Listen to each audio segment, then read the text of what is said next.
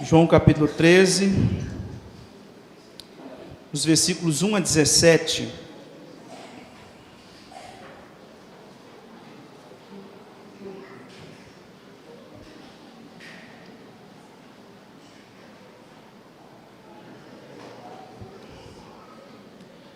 João capítulo 13, versículos 1 a 17, texto que nós faremos a nossa exposição desta noite. Nós vamos orar, pedindo ao Senhor que por misericórdia e graça fale profundamente aos nossos corações, para o louvor e glória dEle. Pai bondoso, nós agora faremos a leitura da Tua Palavra e teremos a exposição dela. E eu peço ao Senhor que tenha misericórdia de mim. É uma tarefa muito árdua, muito difícil, porque requer fidelidade ao que o Senhor registrou, deixou registrado para nós. E eu quero pedir ao Senhor que tenha misericórdia de mim, que o Senhor guarde os meus lábios, guarde o meu coração, que o Senhor, ó Pai, tenha misericórdia da minha vida e não permita que eu me desvie do texto. E que o Senhor, por misericórdia e graça, trate do coração dos meus irmãos que aqui se encontram, para que eles possam ouvir a leitura, a exposição da Tua Palavra, não pela minha voz, mas pela voz do Espírito. E que a voz do Espírito fale a cada coração aqui presente, transformando, purificando, ensinando, exortando, direcionando para a glória e louvor do Senhor e para a edificação desta igreja, em nome de Cristo, Pai. Amém. João capítulo 13, versículos de 1 a 17, eu farei a leitura e os irmãos estejam acompanhando.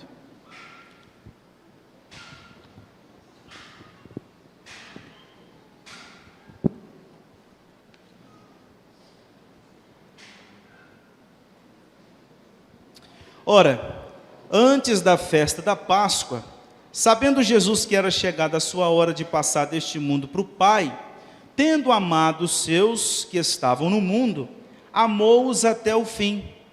Durante a ceia, tendo já o diabo posto no coração de Judas Iscariotes, filho de Simão, que traísse a Jesus, sabendo este que o Pai tudo confiara às suas mãos e que ele viera de Deus e voltava para Deus, levantou-se da ceia, tirou a vestimenta de cima e, tomando uma toalha, cingiu-se com ela. Depois deitou água na bacia e passou a lavar os pés aos discípulos e a enxugar-lhes com a toalha com que estava cingido. Aproximou-se, pois, de Simão Pedro e este lhe disse: Senhor, tu me lavas os pés a mim? Respondeu-lhe Jesus: o que eu faço não sabes agora, compreendê-lo-ás depois. Disse-lhe Pedro: nunca me lavarás os pés. Respondeu-lhe Jesus: se eu não te lavar, não tens parte comigo. Então Pedro lhe pediu: Senhor, não somente os pés, mas também as mãos e a cabeça. Declarou-lhe Jesus: quem já se banhou não necessita de lavar senão os pés. Quanto ao mais, está todo limpo. Ora, vós estáis limpos, mas não todos. Pois ele sabia quem era o traidor. Foi por isso que disse: nem todos estáis limpos. Depois de lhes ter lavado os pés, tomou as vestes e, voltando à mesa, perguntou-lhes: compreendeis o que eu vos fiz? Vós me chamais o Mestre e o Senhor, e dizeis bem, porque eu sou. Ora, se eu, sendo o Senhor e o Mestre, vos lavei os pés, também vós deveis lavar os pés uns dos outros. Porque eu vos dei o exemplo, para que, como eu vos fiz, façais vós também. Em verdade vos digo que o servo não é maior do que o seu senhor, nem o enviado maior do que aquele que o enviou. Ora, se sabeis estas coisas, bem-aventurados sois, se a praticardes. Irmãos, o Evangelho de João é um evangelho muito denso, muito denso. Ele é extremamente teológico, não que os outros evangelhos não o sejam, mas ele traz algumas afirmações e alguns ensinos que inclusive os outros evangelhos não trouxeram, e de uma maneira muito profunda. Alguns comentaristas dizem que é possível pregar versículo por versículo no Evangelho de João, de tamanha riqueza que o evangelista traz para nós. Aqui os irmãos vão perceber que ele usa muitos títulos, inclusive, para Jesus: Filho de Deus, Cordeiro de Deus que tira o pecado do mundo, o Verbo, o Bom Pastor e tantos outros que você poderia mencionar, grifar, marcar na leitura que você fizer do Evangelho de João. Mas uma das expressões que mais marca o Evangelho de João é a expressão eu sou. Porque essa expressão eu sou, ela vai voltar lá para o Egito, quando Deus chama Moisés e diz que ele era o eu sou o que sou. E aí quando Moisés chega para o povo de Israel, ele diz: aquele que é, me enviou. E ele fala para Moisés, ele se revela para Moisés como eu sou o que sou. E Jesus sempre vai usar, pelo menos por 7 vezes, num dado momento, para se referir à porta das ovelhas, eu sou o bom pastor e tantas outras coisas, e por outros 7 momentos Jesus também vai mostrar isso dentro de um contexto onde ele dá algum tipo de narrativa, inclusive aqui em João capítulo 13 ele usa essa expressão. E é muito interessante também porque todas as vezes que os evangelistas, eles escrevem, melhor dizendo, todas as vezes que o evangelista João escreve essa expressão eu sou, ele quer que os crentes, ou aqueles que estão lendo o evangelho, façam essa ligação. Cada evangelista escreve com um propósito. Teve gente na igreja primitiva que disse o seguinte: seria interessante, já que nós temos 4 evangelhos, juntar os 4 e formar um. Porque os 3, os sinóticos, que são Mateus, Marcos e Lucas, eles falam muitas coisas parecidas. João que dá uma desviada, né? Fala algumas coisas que os demais não falam. Por que a gente não monta um evangelho só? A igreja, graças a Deus, entendeu. Não funciona assim. Se Deus quis usar 4 homens para nos escrever os evangelhos, ele teve objetivo nisso. E, de fato, cada evangelista tem um propósito. E o propósito do evangelista João na sua escrita, por isso que ele vai escolher os eventos, por isso que João escreveu falar sobre as bodas de Caná da Galileia, por isso que ele decidiu falar sobre a mulher samaritana, por isso que ele decidiu falar sobre o Verbo. Ele começa diferente, ele desenvolve diferente, porque ele tem um propósito nisso. Ele não deu na telha de escrever do jeito que ele quis, não, ele tem um propósito, a escrita dele tem uma finalidade. Por isso que o capítulo 1 tem tudo a ver com o capítulo 2, que tem tudo a ver com o capítulo 3, que tem tudo a ver com o capítulo 4, e assim vai. E o 21º capítulo tem a ver com o 1º capítulo, porque está tudo ligado, porque é uma mensagem que ele está trazendo para o povo. E se você estudar o Evangelho de João, você vai notar a quantidade de vezes que aparece o verbo crer. Crer, creram, creia. Sempre ele tem essa ideia, crer. Cordeiro de Deus, Filho de Deus, o Cordeiro de Deus que tira o pecado do mundo, creia, sempre vai aparecer isso. Quando chega no final, ele diz o propósito do livro, capítulo 20, versículo 30 e versículo 31, na verdade, fez Jesus diante dos discípulos muitos outros sinais que não estão escritos neste livro, estes, porém, foram registrados para que creiais que Jesus é o Cristo, o Filho de Deus, e para que crendo tenhais vida em seu nome. Então, o tema desse livro é que a fé em Jesus é o meio pelo qual nós obtemos a vida eterna. Quando a gente chega na divisão do livro, se você pegar do capítulo 1 até o capítulo 12, nós temos uma narrativa em dias, meses e anos. Só que do capítulo 13 até o final, você tem uma narrativa em horas. A partir do capítulo 13, nós já estamos na última semana. Os 12 primeiros estão tratando de coisas que aconteceram um espaço maior de tempo.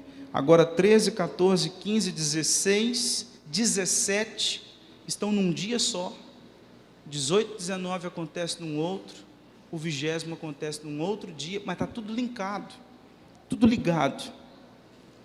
Aqui a gente já entra no capítulo 13, nós já estamos aqui, segundo os estudiosos, aproximadamente na quinta-feira. Depois Jesus já vai ser entregue, ou melhor, ele vai se entregar, vai ser preso, vai ser julgado, vai ser condenado, vai ser levado até o julgamento, vai para a cruz às 9 horas, etc. E assim vai. E é interessante porque desse jantar que está acontecendo aqui, até o sepultamento de Jesus, nós temos um espaço de 24 horas. Ou seja, do capítulo 13 até o capítulo 19, nós temos um espaço de 24 horas. Porque Jesus está sentado com os seus discípulos, dando as últimas orientações. As últimas orientações. 13, 14, 15 e 16. Quando chega no capítulo 17, Jesus ora em favor dos discípulos, não só daqueles que estavam ali, mas dos que viriam a crer no seu nome. Quando vai para o capítulo 18 e 19, nós temos a prisão, a condenação e o julgamento de Jesus e a crucificação. Capítulo 20, já tem a ressurreição de Cristo, e depois o capítulo 21, ele aparecendo e cuidando dos seus discípulos. Quando a gente volta para o capítulo 13, que é o foco nosso, nesta noite, a água pulou no ópis. Capítulo 13, nós temos uma narrativa de um evento singular, que causou muita estranheza em Pedro. Por isso que quando Jesus toma essa atitude aqui, Pedro dá um pulo e fala: não, o senhor não vai fazer isso não. Jesus estava num jantar, na região de Betânia, e aquela região era uma região muito empoeirada, segundo os estudiosos, e era muito comum que naquele tempo tivesse um escravo na casa, responsável por lavar os pés das pessoas quando chegavam para participar de um jantar, de uma refeição, ou uma visita qualquer que seja. E quando os hóspedes chegavam, esse escravo era responsável por lavar. Quando Jesus pega a bacia, pega a água, e começa a se abaixar diante deles, Pedro já dá um pulo e fala: o senhor não vai fazer isso. Porque essa era uma atitude extremamente desprezível. Pensa aí hoje num trabalho muito desprezível na sociedade. Talvez se eu falar algum aqui, você vai pensar em um outro pior. Então pensa você, um trabalho muito desprezível que tem na sociedade. Imagina Jesus exercendo esse trabalho. Algo extremamente desprezível, que você não teria coragem de fazer. Você acha que é nojento, que é humilhante, você não vai ser bem visto socialmente falando. Pensa num trabalho. É isso que está acontecendo aqui. Jesus exercendo uma atividade desprezível. Por isso que Pedro pulou do jeito que pulou. Não, o senhor não vai fazer isso não. Da onde? O senhor é o Senhor, o senhor é o mestre. Se tem alguém aqui que deve lavar os pés de alguém, somos nós. O senhor tem que sentar num trono aqui, e a gente tem que abaixar e lavar os pés do senhor. Ele falou assim: peraí, daqui a pouco, mais para frente, você vai entender por que eu estou fazendo isso. Então aqui Jesus mostra para os discípulos e para nós hoje o seu humilde amor. Por isso que o tema da nossa exposição de hoje é o humilde amor de Cristo. Nos versículos 1 a 3 nós temos esse amor de Jesus sendo demonstrado pelos seus discípulos, e ele começa dizendo aqui: ora, antes da festa da Páscoa, sabendo Jesus que era chegada a sua hora de passar desse mundo para o Pai, então eles estavam ali antes da festa da Páscoa, e Jesus já sabia que tinha chegado a hora. É interessante porque no decorrer do Evangelho, por vários momentos Jesus disse: ainda não é chegada a minha hora, e por isso que eles nunca conseguiam prendê-lo, porque nunca era a hora. Mas aí agora que Jesus diz, tem um entendimento, tem a convicção, e João narra que havia chegado a hora de Jesus sair deste mundo e voltar para o Pai. E voltar para o Pai porque lá no capítulo 1 ele disse que o verbo é eterno. Ele estava de passagem. Por isso que tem tudo a ver o capítulo 1 com o restante. O verbo vai voltar, o verbo se encarnou, e vimos a sua glória, glória como do unigênito do Pai, mas o verbo vai voltar, o verbo não vai ficar aqui para sempre. E aí o texto diz: tendo amado os seus que estavam no mundo, amou-os até o fim. Cristo Jesus, o verbo eterno, vem a este mundo realizar uma obra de redenção. É o segundo Adão, o Adão perfeito, o Adão justo, o Adão que nunca pecou, o homem íntegro do Salmo 15. Quem subirá ao Monte Santo do Senhor? E aí o salmista descreve algumas características deste que há de subir no Monte Santo do Senhor. Então Cristo Jesus é o Verbo eterno, que criou todas as coisas, se encarnou, e agora como homem ele vai voltar. Jesus está à destra de Deus Pai em carne e osso. Não é um espírito que está sentado à destra de Deus Pai, é em carne e osso. É o primeiro homem glorificado que já se encontra na eternidade. Ele veio sem ser homem, e ele então se encarna, e agora ele volta para a eternidade como homem glorificado, para ser a primícia dos que dormem, a cabeça da igreja. Então ele volta, mas nesse processo todo, desde a sua infância, ele cumprindo a vontade do Pai, depois ele chama os seus discípulos, e o texto diz, ele amou os seus discípulos até o fim. E é interessante porque quando a gente vai para João capítulo 17, ele ora em favor dos seus discípulos. Ele roga para que os seus discípulos fossem santificados na verdade. Ele ora para que os seus discípulos fossem guardados do mal. Ele intercede não só por aqueles que caminharam com ele, mas por todos aqueles que viriam ainda a ser seus discípulos. Ou seja, Jesus no capítulo 17 orou por mim e por você. Você recebeu uma oração, pelo menos uma que a gente pode ter certeza, você tem uma oração feita pelo próprio Cristo aqui nessa terra por você. Ele orou por você porque ele entregou todos os seus discípulos em João capítulo 17, para que Deus cuidasse deles, para que Deus suprisse as necessidades deles. Então nessa noite é uma noite difícil, é uma noite que está ali no prelúdio dessa entrega de Jesus, onde ele há de subir à cruz e pagar pelos pecados do seu povo. E o texto diz no versículo 2, durante a ceia, tendo já o diabo posto no coração de Judas Iscariotes, filho de Simão, que traísse a Jesus, sabendo este que o Pai tudo lhe confiara às suas mãos, e que ele viera de Deus e voltava para Deus. Eu acho muito interessante esse texto, porque o texto diz assim, tendo já o diabo posto no coração de Judas Iscariotes. A pergunta que eu posso fazer nesse texto, e você também pode fazer, é, por que que o diabo colocou no coração de Judas a traição, e não colocou no coração dos outros discípulos?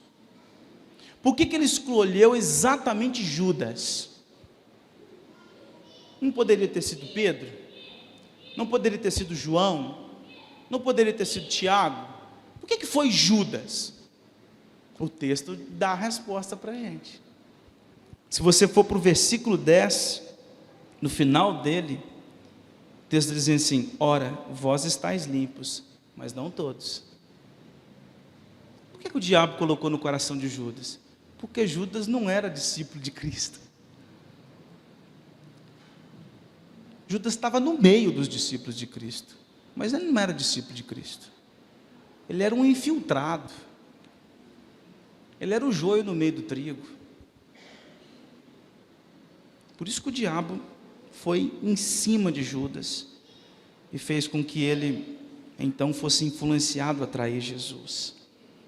Mas o texto diz que Jesus ama os seus discípulos, apesar de Judas estar ali no meio. O texto de João capítulo 3, versículo 16 diz que Deus amou o mundo de tal maneira que enviou o seu Filho para que todo que nele crê não pereça, mas tenha vida eterna. E o que mais me chama a atenção em toda a Escritura é que Deus não me ama e Deus não te ama por aquilo que você é. Deus não me ama, Deus não te ama por aquilo que você é, mas apesar daquilo que você é. Porque quando você vai para 1 Coríntios capítulo 1, 18 a 31, Paulo vai dizer, Deus escolheu as coisas desprezíveis deste mundo. Deus escolheu as coisas que não são. Ou seja, você é uma coisa desprezível desse mundo. Você é uma coisa que não é, para envergonhar as coisas que são. Você é um louco, é um insensato, para envergonhar os sábios. Então Deus não viu nada em vocês e em mim para nos amar. Ele nos amou apesar de quem nós somos. É interessante porque quando um jovem ou uma jovem vai procurar namorar alguém, você busca alguém que vai te causar uma certa paixão, né? Ou seja, você vai gostar daquela pessoa pelos traços que ela possui, pela capacidade que ela possui, pela inteligência, pelo jeito de falar, enfim, são várias características que você pode pontuar. Você ama aquela pessoa, pelo menos de imediato, ali o primeiro contato é esse. Depois você vai descobrindo os podres dela e vai amando ela apesar dos podres. Mas o começo da conversa é que você ama porque é bonito, é bonita, é inteligente, fala bem, conversa bem. Enfim, tantos outros que você poderia mencionar. Mas Deus não, Jesus não nos ama por quem nós somos, mas apesar de quem nós somos. E como que Ele mostra esse amor? Ele mostra esse amor servindo, Ele mostra esse amor sacrificando. A gente aprende na palavra que amar não é um sentimento, mas é uma atitude. Como que Deus amou o mundo? Entregando o seu Filho. Como Cristo amou a igreja? Indo para a cruz. Jesus não subiu num banquinho, numa plataforma, enfim, e ficou dizendo assim: olha, eu amo vocês, eu amo vocês, eu amo vocês. Não, Ele foi para o madeiro e mostrou o amor dele lá. Então amor é atitude, amor é ação, amor é sacrifício, amor é entrega, amor é serviço, e é isso que Jesus está ensinando nesse texto. Mas o diabo estava lá, no meio desses discípulos, mas Jesus iria voltar para o Pai. Eu gostaria de tirar pelo menos duas lições já desses dois versículos. A primeira delas é o seguinte, que somente os humildes, por causa de Cristo, são capazes de amar. Somente os humildes, por causa de Cristo, são capazes de servir. Nós, por natureza, não queremos servir ninguém, não queremos amar ninguém. Nós, por natureza, não queremos. Mas quando nós somos habilitados e capacitados pela obra de Cristo em nossos corações, aí sim é possível amar, é possível servir. A segunda lição que eu já tiro desse texto é de que Cristo retornou para junto do Pai. E Ele disse assim: vocês não vão voltar agora para o lugar que eu vou, mas vocês um dia vão voltar. E é interessante porque no capítulo 14 Ele já diz isso: não se turbe o vosso coração, crede em Deus e crede também em mim, na casa do meu Pai há muitas moradas. E Ele diz: eu vou, mas eu vou preparar lugar para vocês. Aí você deve se perguntar assim: nossa, esse texto é maravilhoso, porque Jesus diz que nós vamos retornar para o Pai. Mas eu quero trazer um versículo só, que já é o suficiente para dizer que a gente já voltou para o Pai. Efésios capítulo 2, versículo 6. Efésios capítulo 2, versículo 6 diz que nós já estamos assentados com Cristo Jesus nas regiões celestiais. O versículo 1, 2 e 3 do capítulo 2 de Efésios diz: nós estávamos mortos em nossos delitos e pecados, vivendo segundo o curso deste mundo, praticando todos os males por causa da nossa vontade. A gente seguia o nosso coração. Mas aí Deus nos transformou, e agora a gente não está mais morto em nossos delitos e pecados. Nós agora estamos assentados com Cristo nas regiões celestiais. Efésios 2, versículo 6. Então nós já voltamos para o Pai, mas nós vamos voltar plenamente para o Pai. Mas para o Pai a gente já voltou. Cristo disse que preparou morada, e Ele preparou mesmo, e a gente já está lá. A gente já está com Cristo na eternidade. A gente já voltou com o nosso Redentor. Nós já estamos lá. menos Judas, porque Judas era filho do diabo. Judas era um infiltrado. Judas era alguém que estava no meio do povo, mas não era do povo. Agora os versículos 4 a 11, a gente vê o exemplo que Jesus dá. Levantou-se da ceia, tirou a vestimenta de cima e, tomando uma toalha, cingiu-se com ela. Depois deitou água na bacia e passou a lavar os pés aos discípulos e a enxugá-los com a toalha com que estava cingindo. Eu já falei para os irmãos que isso aqui é o pior serviço da época. O escravo já chegava, os hóspedes, o escravo ia para a porta, os hóspedes já sentavam numa cadeirinha, alguma coisa que pudesse sentar, e aquele escravo iria lavar os pés daqueles que estavam chegando para participar do jantar, da ceia, do que fosse acontecer naquela casa. Quando eles reuniam numa casa, naquela época eles reuniam, e a mesa era bem baixinha, sentava no chão. Então você sentava no chão, colocava as pernas para um lado e ia comendo ali meio reclinado, né? Então você tinha que estar, imaginou, você está sentado aqui, tem um pezão sujo do seu lado quando você está comendo. Então era uma questão de purificação. Então o pessoal estava sentado, tinha que lavar os pés deles, porque a região era muito empoeirada, e Jesus faz isso. Se abaixa, se ajoelha e limpa os pés dos discípulos. Aí Pedro, versículo 6, aproximou-se, pois, de Simão Pedro, e este lhe disse: Senhor, tu me lavas os pés a mim? Respondeu-lhe Jesus: o que eu faço não o sabes agora, compreendê-lo-ás depois. Aqui não é que Pedro ia entender o que está acontecendo aqui, necessariamente aqui mesmo. Não é depois da explicação. Pedro e os demais discípulos entenderam de fato o que está acontecendo aqui lá no final. Porque quando a gente vai para Lucas capítulo 24, versículo 44, diz que quando Jesus se senta com os discípulos, depois da ressurreição, ele abre o entendimento deles, e aí eles passam a entender tudo que aconteceu. Aí sim eles agora entendem a humilhação de Cristo e a exaltação dele.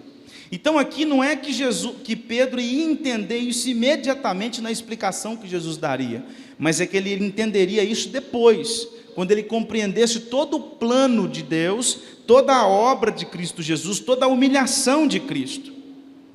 Porque lá no Lucas 24, 44 diz isso. Então ele iria compreender tudo isso. Aí olha só, o final do versículo 8 diz assim: respondeu-lhe Jesus: se eu não te lavar, não tens parte comigo. Porque Pedro disse que ele nunca poderia lavar os pés dele. Não, o senhor não vai lavar meus pés. Jesus falou assim: se eu não te lavar, você não tem parte comigo. Ou seja, se eu não te servir, você estará banido eternamente da face de Deus. Porque o fato de eu lavar os seus pés é porque eu servi você. O fato de lavar os seus pés é porque você faz parte do meu povo. Porque você faz parte da minha igreja. Porque você tem comunhão comigo. Então, se eu não lavar os seus pés, se você recusar o meu ato, você não tem parte comigo, você não está comigo. Você não foi purificado, mas na verdade você foi, Pedro. Por isso que Pedro depois diz assim: Senhor, não então, já que é para poder ter parte com o Senhor, então não lava só o pé, lava as mãos, lava a cabeça, dá um banho de completo. Não, pera aí, Pedro, também não é assim. Você já foi purificado. Você já foi purificado. Eu já te banhei da cabeça aos pés. Você já está purificado, você já está salvo, você já está redimido, você já está justificado. Não se justifica de novo, não se salva de novo. Você já foi purificado. E é interessante porque lá em Hebreus capítulo 10, versículo 14, diz assim: porque com uma única oferta aperfeiçoou para sempre quantos estão sendo santificados. Ou seja, a obra de Cristo Jesus para salvar alguém, ela se deu, ponto. Você não vai ser salvo, ou você é ou você não é. Tem muitas pessoas que dizem assim: eu estou fazendo por onde? Então, se você está fazendo por onde, meu querido? Então, você está num mau caminho, porque você nunca vai conseguir fazer por onde. A salvação é um ato de Deus. Eu te salvei e ponto. E como? Arrependimento e fé. Ponto. Uma vez salvo, sempre salvo, acabou. Porque Deus não fica brincando de mal me quer e bem me quer. Deus não fica brincando de uma vez você está com Ele, outra vez você não está mais. Se Ele falou que salvou e pronto, acabou. Porque Deus não mente, Deus não volta atrás. Então por isso que Jesus está falando para Pedro: Pedro, você já faz parte do meu povo. Você já faz parte da minha igreja. Eu não preciso banhar você de novo. Eu não preciso transformar você de novo, uma vez que você já foi transformado. Agora, a purificação diária, a santificação, aí sim.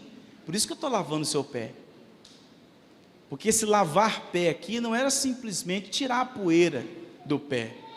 Era mostrar uma realidade espiritual. Aquele que uma vez foi banhado pelo sangue de Cristo, agora precisa de perdão diário. Porque a gente continua pecador. Um dos lemas da reforma é que nós somos justos pecadores. Nós somos justos diante de Deus.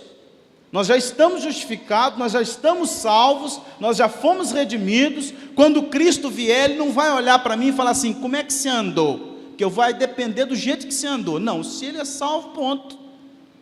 O texto de Efésios diz que o Espírito Santo é a marca, é o selo. Jesus veio, o selo do Espírito está no seu coração, você é dele.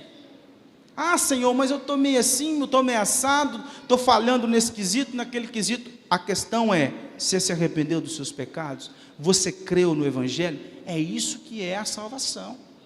Não é fazer por onde. Não é fazer por onde. Agora, a santificação, sim, é todo dia. É um processo. Por isso que todo dia a gente pede perdão, por isso que todo dia a gente busca o Senhor, por isso que todo dia a gente busca essa purificação, e é isso que Jesus está ensinando nesse texto. Só que aí, o versículo 10 diz assim: declarou-lhe Jesus: quem já se banhou, não necessita de lavar senão os pés. Quanto ao mais, está todo limpo. Ora, vós estáis limpos, mas não todos.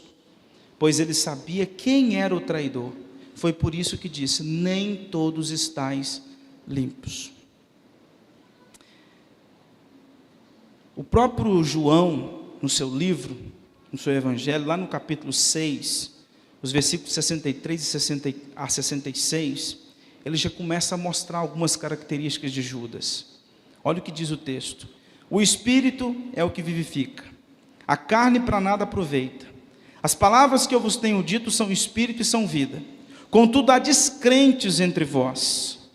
Pois Jesus sabia desde o princípio quais eram os que não criam e quem o havia de trair. E prosseguiu: por causa disto é que vos tenho dito: ninguém poderá vir a mim se pelo Pai não lhe for concedido.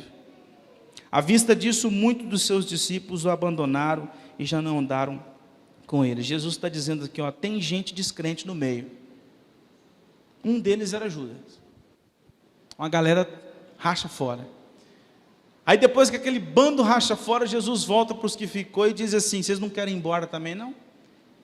Aí Pedro diz aquela palavra famosa, né? Para onde iremos, se só tu tens as palavras de vida eterna? Mas uma galera foi embora, mas Judas ficou.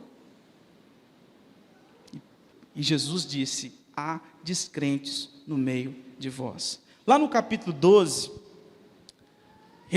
João registra o momento onde Maria unge Jesus, e naquela ocasião, Judas vê aquela cena e fala assim: gente, que desperdício.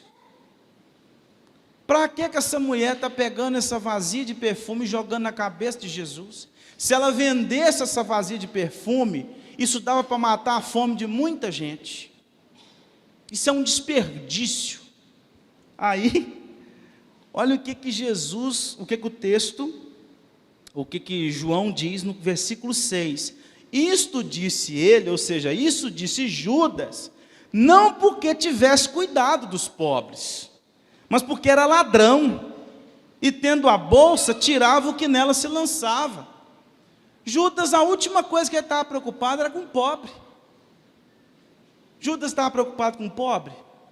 Estava nem aí com o pobre, ele estava querendo que aquele dinheiro entrasse na bolsa, porque ele era o tesoureiro do colégio eleitoral, do colégio apostólico. Ele era o tesoureiro ali do colégio apostólico. Então, se esse dinheiro entrasse, ele apanhava. Ele estava preocupado com gente que estava passando fome? Não quer saber, não, de gente passando fome. Ele queria pegar aquele dinheiro. O desperdício é porque aquele dinheiro podia caber no bolso dele, no lugar de ficar jogando aquele perfume todo na cabeça de Jesus. Olha o estilo de Judas, que o João já vem explicando no Evangelho. Jesus já disse que tem gente aqui que não é crente. Aí depois João fala, olha, ele estava falando negócio do perfume, mas na verdade ele estava querendo saber era do dinheiro, porque ele é ganancioso. Ele não estava preocupado com os pobres. E aí quando a gente vai para Mateus 26, versículo 15, o que Judas faz? Vende a informação de Jesus por 30 moedas de prata. Eu tiro algumas lições até agora desse texto. A primeira delas é o seguinte: quem já se banhou no sangue do Cordeiro deve apenas lavar os pés diariamente. Se você foi salvo, se você é salvo, se você foi justificado, você não precisa ser justificado de novo. Agora você precisa reconhecer os seus pecados todos os dias. Na oração do Senhor, Jesus Cristo nos ensinou: perdoa as nossas dívidas, assim como nós perdoamos os nossos devedores. Então o pedido de perdão a Deus tem que ser todos os dias. Que você é um miserável pecador? Sim, mas você é justo, você é justificado, você é salvo, mas você peca, e porque você peca, você tem que buscar o Senhor todos os dias. Muitas pessoas confiam, já que eu sou salvo, então eu vou me entregar ao pecado. Não, se eu sou salvo, eu vou viver uma vida como salvo, e por isso eu vou pedir ao Senhor perdão todos os dias pelos pecados que eu cometo. A segunda lição que eu aprendo desse texto é que o seguinte: o perdão diário, ele só é possível para quem de fato foi banhado pelo sangue de Cristo. Só quem foi justificado é que pode buscar o perdão diário do Senhor. Judas recebeu a lavagem dos pés. Judas recebeu a lavagem dos pés. Judas participou da mesa do Senhor. Daqui a pouco nós vamos participar da mesa do Senhor. Judas estava lá, na hora. Comeu do pão e bebeu do cálice. Judas estava no meio dos discípulos. Quando Jesus lavou os pés dos 11 e chegou nele, lavou o pé dele também. Às vezes eu fico olhando para esse texto, eu fico pensando assim: Senhor, o que passou na cabeça de Jesus quando ele se ajoelhou aos pés de Judas? Porque eu posso imaginar o que eu pensaria, e também o que você pensaria, porque a gente é miserável pecador. Se fosse eu, se fosse você, nós nos ajoelharíamos, já olhando na cara dele, falando assim: é sem vergonha, você não presta. Pegava o pé dele com aquela brutalidade, jogava água ali, esfregava aquilo de qualquer jeito, jogava o pé dele para lá, porque eu e você fazemos assim. Agora Jesus não. Se Jesus, sendo Jesus perfeito, ele não fez isso. Ele se ajoelhou, pegou o pé dele, lavou do mesmo jeito que lavou os outros, porque ele não é vingativo como a gente. Mas eu fico tentando imaginar o que passou na cabeça de Jesus naquela hora. Mas ele não recebeu o perdão divino. Por isso que ele fala no inferno. Se tem uma pessoa que você tem certeza que está no inferno, é Judas. Essa pessoa você tem certeza. Se tem uma pessoa que você tem certeza que está na eternidade com Cristo, é o próprio Cristo. Se você tem uma pessoa que tem certeza que está no inferno, é Judas. Esse você tem certeza. E a pergunta que eu faço é: você já se banhou no sangue do Cordeiro? Porque participar da ceia, participar da comunidade dos crentes, Judas também estava lá. Mas você já se banhou no sangue do Cordeiro? Judas estava entre os discípulos, mas não era dos seus discípulos. Judas era um informante do diabo. Judas era a representação do próprio diabo. A gente chama o reino de Satanás de um reino parasita. E Judas era esse parasita no meio dos crentes. Era esse informante do diabo. Judas andou com Jesus, teve os pés limpos por Jesus, sentou-se à mesa de Jesus, aprendeu de Jesus, viu os milagres de Jesus, era tesoureiro do colégio apostólico, mas não era salvo. Então, por isso eu chamo a sua atenção para o fato de que a sua pública profissão de fé, aqui, na frente, não diz muita coisa. Ela é importante, mas não diz tudo. O fato de você ter vindo aqui e ter sido batizado aqui na frente, tendo a igreja por testemunha, não diz tudo. O fato de você daqui a pouco tomar do pão e beber do cálice, não diz tudo. O fato de você ser membro desta igreja, não diz tudo. E a pergunta que eu te faço mais uma vez, você já se banhou no sangue do Cordeiro? E o último, versículos 12 a 17, a gente tem um ensino de Jesus. Depois de lhes ter lavado os pés, tomou as vestes e, voltando à mesa, perguntou-lhes: compreendeis o que eu vos fiz? Vós me chamais o Mestre e o Senhor, e dizeis bem, porque eu sou. Ora, se eu, sendo o Senhor e o Mestre, vos lavei os pés, também vós deveis lavar os pés uns dos outros. Porque eu vos dei o exemplo, para que como eu vos fiz, façais vós também. Em verdade vos digo que o servo não é maior do que o seu senhor, nem o enviado maior do que aquele que o enviou. Ora, se sabeis estas coisas, bem-aventurados sois, se a praticardes. Jesus está ensinando para os discípulos algo que inclusive ele já tinha ensinado lá em Mateus capítulo 18. Capítulo 18, Jesus ensina uma parábola para os discípulos, dizendo de um homem que devia uma quantia impagável e que foi perdoado. E depois ele tem um colega de trabalho que devia uma quantia pagável e ele não perdoa. E a parábola diz que esse homem então é trazido de volta à presença do rei e é entregue aos verdugos. E a lição que Jesus dá ali no Mateus 18 é: se nós somos perdoados por Deus, por que eu não posso perdoar o meu irmão? Sabe por que às vezes a gente tem dificuldade de perdoar o outro? Porque a gente se acha melhor do que Deus. Tem um pessoal que faz essa brincadeira nas redes sociais aí, até relacionado a jogos, né? Deus perdoa, mas o Cristiano Ronaldo não. Deus perdoa, mas o Messi não. Deus perdoa, mas fulano de tal não. Ou seja, dizendo que fulano de tal é maior do que Deus, que ele não perdoa. Tanto que no Japão, para você pregar o evangelho para japonês, é difícil. Porque eles não aceitam um Deus que perdoa. Porque um Deus que perdoa na cultura deles é fraco. Então os missionários lá tiveram que encontrar uma ponte para poder pregar o evangelho, porque para eles, na cultura deles, um Deus que perdoa é fraco. Mas Deus está nos ensinando na tua palavra que aquele que foi perdoado deve perdoar.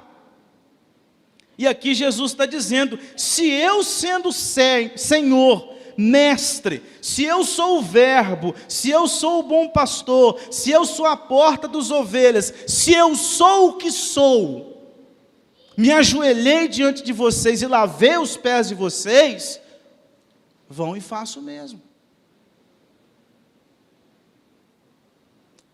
Jesus ensina aqui para nós, ensinou para os discípulos, ensina para nós que no povo de Deus não tem espaço para figurão. No povo de Deus, o espaço é só para servo. A gente está nivelado. Não tem hierarquia na comunidade da fé. O que você tem é o rei e os súditos. Pronto. Independentemente do seu status social, independentemente da sua condição econômica, independentemente da sua questão intelectual, se você é uma pessoa graduada, pós-graduada, PhD, ou se você é um analfabeto. Não importa. Nós estamos no mesmo nível. E é isso que Jesus está ensinando aqui. Vocês devem cuidar uns dos outros. Gente, isso é tão chocante na história de Cristo, nos evangelhos, em toda a narrativa bíblica, porque a lógica do reino de Cristo, ela é uma lógica que para nós ela é estranha, ela é esquisita, parece que ela não é lógica. Porque Jesus sempre vai ensinar que ganha quem perde. Não, desde quando que ganha quem perde, gente? Para ganhar tem que ganhar, ué. Não ganha quem perde. Mas Jesus ensina isso. Ganha quem perde. É grande quem é pequeno. Para ser maior, tem que ser menor. Então a lógica do reino, ela é estranha. Ela é estranha porque a lógica aqui é essa, de que ganha quem ganha. É maior quem pisa na cabeça dos outros. E vai lá para cima. É grande quem se faz grande no meio dos outros. Aí Jesus está dizendo o seguinte: se vocês querem ser o maior, sirvam. E ele deu esse ensino, inclusive, lá em Mateus capítulo 20, quando uma mulher chegou para ele, a mulher de Zebedeu, e falou assim: Senhor, quando o Senhor vier no seu reino, tem como os meus filhos, um ficar do lado direito e o outro do lado esquerdo? Aí Jesus fala assim, tem que ser pedido de mãe mesmo, né? E aí Jesus fala assim, não compete. E aí no versículo 26 a 28, Jesus diz assim, não é assim entre vós. Pelo contrário, quem quiser tornar-se grande entre vós, será esse o que vos sirva. E quem quiser ser o primeiro entre vós, será vosso servo. Tal como o Filho do Homem, que não veio para ser servido, mas para servir e dar sua vida em resgate por muitos. Paulo, escrevendo aos Filipenses, capítulo 2, versículos 5 a 11, diz, tende em vós o mesmo sentimento que houve também em Cristo Jesus, pois ele, subsistindo em forma de Deus, não julgou como usurpação o ser igual a Deus, antes a si mesmo se esvaziou, assumindo a forma de servo, tornando-se em semelhança de homens, e reconhecido em figura humana, a si mesmo se humilhou, tornando-se obediente até a morte e morte de cruz, pelo que também Deus o exaltou sobremaneira, e lhe deu o nome que está acima de todo nome, para que ao nome de Jesus se dobre todo o joelho, nos céus, na terra e debaixo da terra, e toda língua confesse que Jesus Cristo é Senhor, para a glória de Deus Pai. E é isso que ele está falando aqui no versículo 16. Não é maior do que Senhor o servo, nem o enviado aquele que o enviou. Nós não somos maiores do que o Senhor, e por isso nós temos que servir aqueles que são iguais. E aí o versículo 17, Jesus termina dizendo assim, não fiquem só na teoria. Não fiquem só na teoria. Ora, se sabeis estas coisas, bem-aventurados sois, se a praticardes. A gente tira algumas lições até aqui desse texto.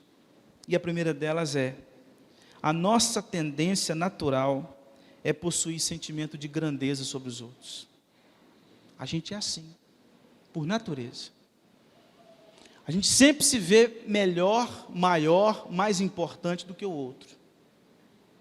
No contexto eclesiástico, isso vai ser claro na nossa convivência.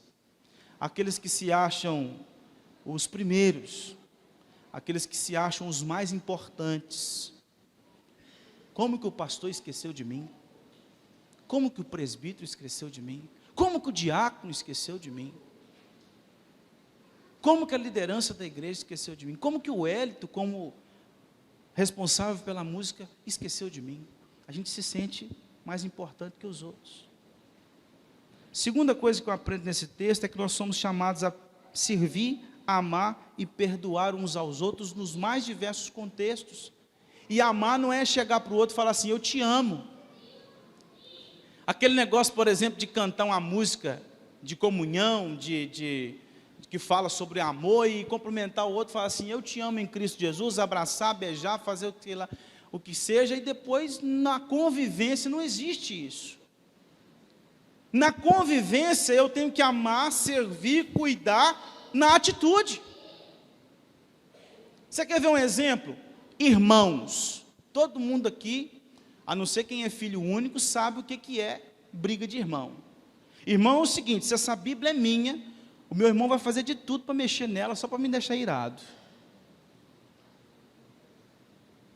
Na igreja é assim. Você sabe qual que é a dificuldade do seu irmão, mas no lugar de você ajudar ele, não, você faz de tudo para atrapalhar ainda mais. Ele não gosta que faz isso, aí que eu faço. Aí quando você chega para a pessoa e fala assim, não, você não pode fazer isso, ela vai falar assim, não, mas quando a gente pede paciência para Deus, Deus não nos coloca em situações que a gente tem que exercer paciência. Então, se Ele está pedindo a Deus para tratar desse problema, eu também vou entrar no meio dessa história e vou bagunçar o coreto para poder ver se Ele se resolve. Não, não é assim que funciona, você caminha do lado, você ajuda a pessoa a vencer. Isso é amar. Quando a liderança da igreja ama o rebanho de Cristo, ela prega a palavra com fidelidade, pelo bem-estar da alma dos crentes. Isso é amar. Quando você liga para alguém, manda uma mensagem, quando você ora por ele, mesmo que ele não saiba, porque ele está enfermo, ou vai na casa dele visitar, isso é amar. Você faz alguma coisa, isso é servir. Quando o seu irmão comete um erro contra você, e você está amargurado, mas você diz, eu vou perdoar, porque Cristo me perdoou. E você vai lá e se reconcilia, e você pede perdão, e você perdoa. Isso é amar. Amar não é chegar para a pessoa e falar assim, eu te amo em Cristo, viu? Não, amar é demonstrar isso de alguma forma. Perceba então, irmãos, que para lavar os pés uns dos outros, é necessário então a gente ter sido banhado por Cristo, porque ninguém ama, ninguém serve, ninguém perdoa sem antes ter sido transformado. Você não tem essa capacidade. Você só vai conseguir ser um marido que ama a sua esposa, uma esposa que ama o seu marido, um filho que ama o seu pai, um pai que ama os seus filhos, liderados que amam os seus líderes, líderes que amam os seus liderados, irmãos que se amam, que agem assim com amor, se a gente tiver sido transformado pelo poder de Deus. Somente quem foi amado por Cristo está capacitado para amar. Somente quem foi servido por Cristo está capacitado para servir. Somente quem foi perdoado por Cristo está capacitado para perdoar. Então, irmãos, concluindo, Jesus amou os seus discípulos até o fim. Jesus deu esse exemplo de humildade. Jesus ensinou esse amor mútuo. Ele estava prestes para se entregar como Cordeiro de Deus que tira o pecado do mundo. Mas em seus últimos momentos, em suas últimas horas, Jesus tirou um tempo para ensinar para eles humildade. O conceito, a definição de humildade na sociedade é pessoas que não possuem grandes posses, né? O que é uma pessoa humilde, socialmente falando? É uma pessoa que não mora num lugar ruim, não tem uma conta bancária boa. Essa é uma pessoa humilde, que se veste mal, é uma pessoa que não tem uma roupinha boa para poder vestir. Socialmente falando, esse é o conceito de humilde. Mas teologicamente, biblicamente falando, não é. Humilde nas Escrituras é aquele que serve, aquele que se humilha, aquele que reconhece o outro como superior. E Jesus tira esse tempinho antes de ir para a cruz para mostrar para eles o que é ser humilde. E ele mostra essa humildade se ajoelhando diante dos seus discípulos e lavando os seus pés, mas não só isso, ele mostra a sua humildade indo para a cruz e pagando pelos pecados deles. Isso é ser humilde. Que Deus tenha misericórdia de nós, continue aplicando a sua palavra aos nossos corações.